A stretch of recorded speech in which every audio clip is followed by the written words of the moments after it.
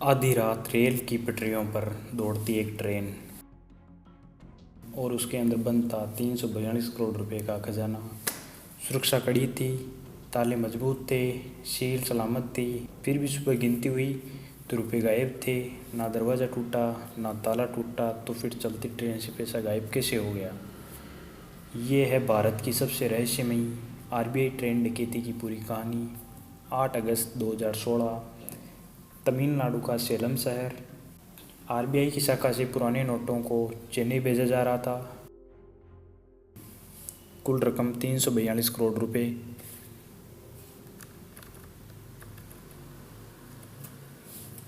लकड़ी के बक्सों में पैक, सील बंद, एक खास पार्सल कोच में रखा गया। रेलवे सुरक्षा बल तैनात था। ट्रेन थी सेलम से चेन्नई जाने वाली एक्सप्रेस। सब कुछ नियमों के अनुसार। लेकिन उसी वक्त कुछ लोग इस सफ़र का इंतज़ार कर रहे थे।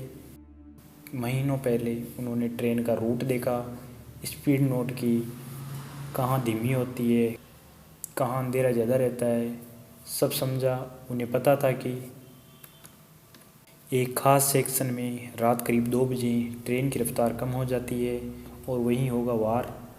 रात 2 बजकर कुछ मिनट ट्रेन सुनसान इलाके से गुजर रही थी। कुछ लोग पहले से पटरियों के पास छिपे थे। जैसे ही ट्रेन की स्पीड कम हुई, वे चलती ट्रेन पर चढ़ गए।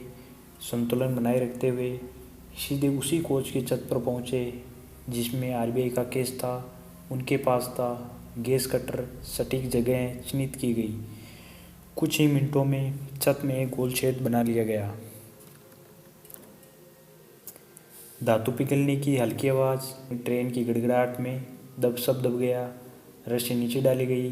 अंदर रखे कुछ बक्सों को खोला गया। नोटों की गड्डियाँ धीरे धीरे ऊपर खींची गई। नीचे खेतों में उनके साथी इंतज़ार कर रहे थे।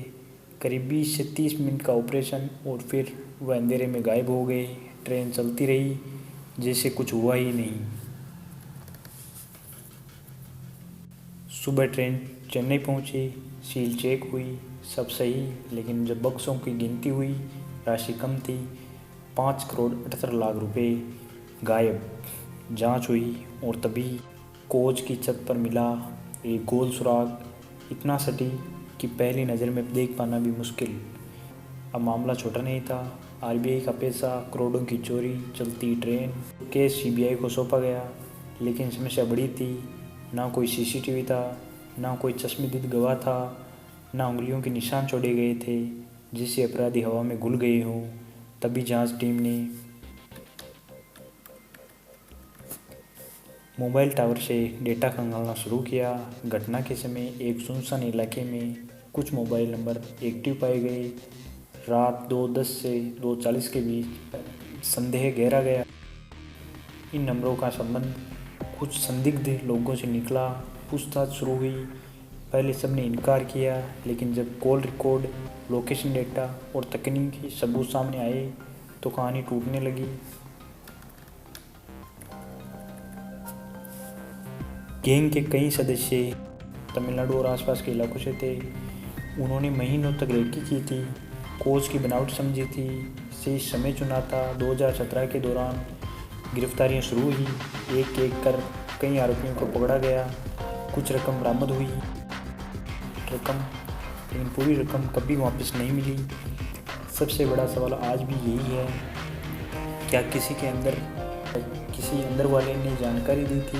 क्योंकि सही कोच चुनना, सही टाइमिंग पकड़ना